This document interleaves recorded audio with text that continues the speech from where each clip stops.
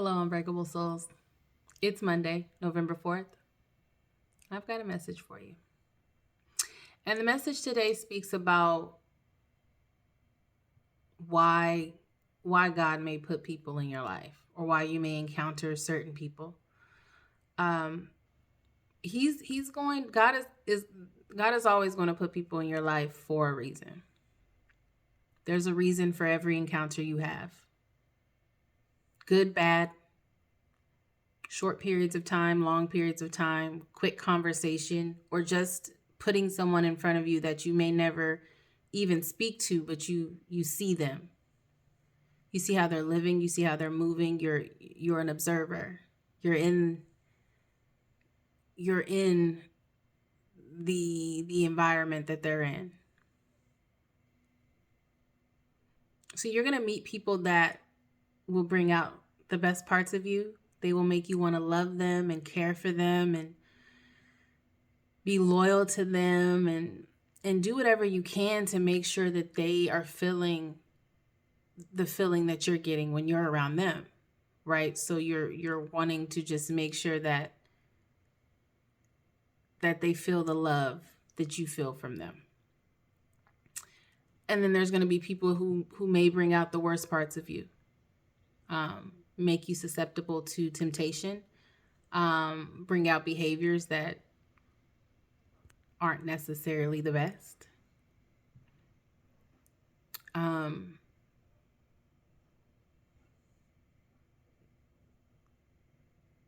And you wonder, I know I do. Like, what? Who are you? Like, why are you here?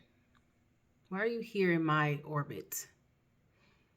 How have you made it to my life in my bubble? And sometimes it's important for you to sit back and ask God that. I meet people every day, and I see people every day, different people. And lately I have been, I'm not going to say that this has been something that I've been doing for forever. Again, things are changing for me tremendously. Things are opening up. I'm seeing things differently now. And as I see things differently, I'm asking more questions.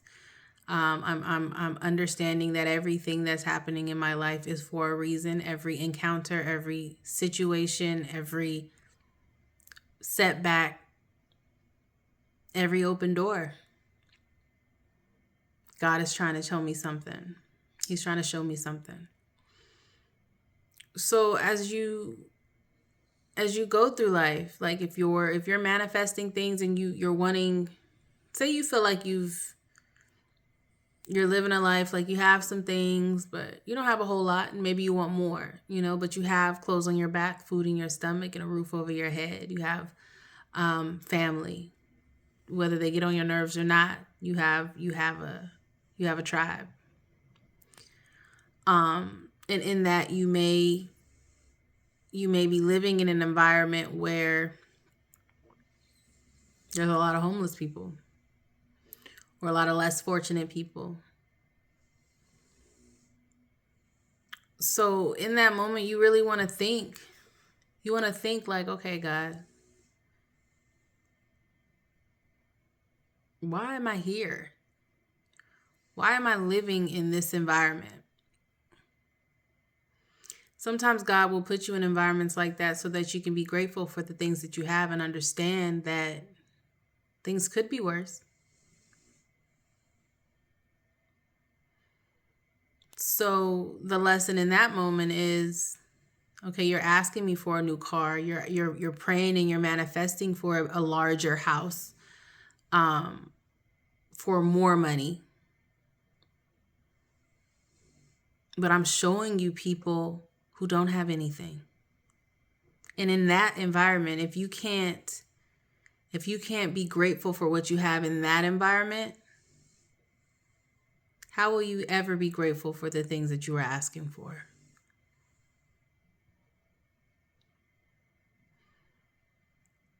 God may introduce you to people who you feel are a little more established than you, a little further on in life. That's all subjective.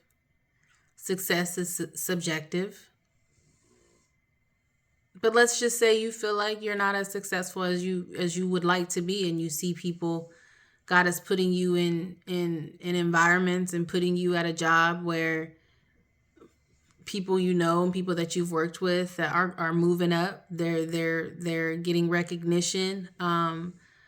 People are purchasing things, making large purchases. God's not trolling you for that. He's showing you what you could have. He's giving you vision. He's motivating you.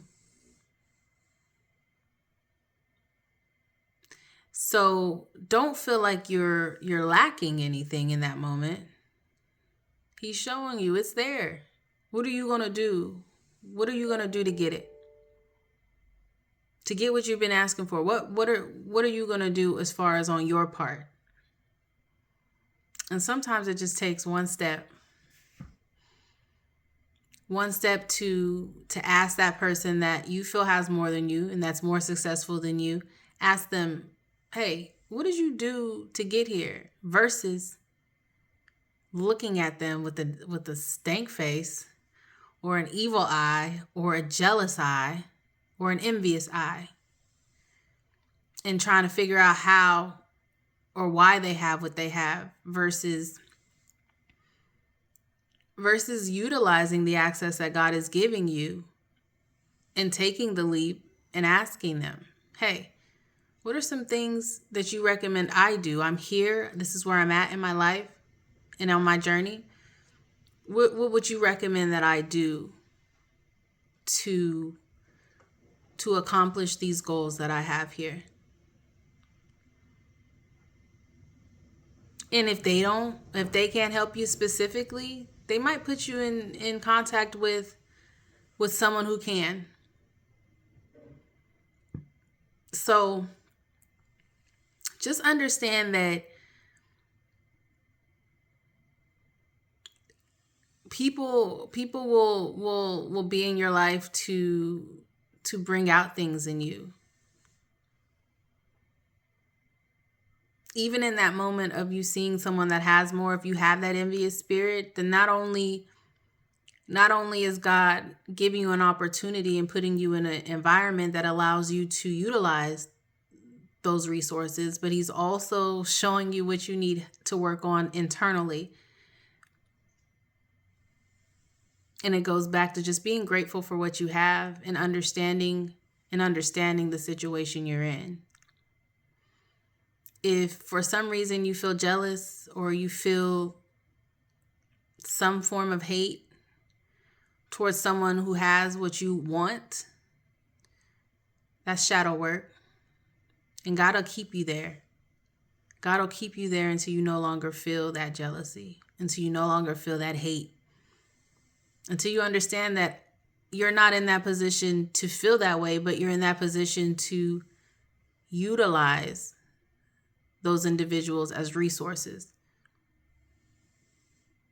You're in that position not as a punishment or as a lack, but that position is now an opportunity for you.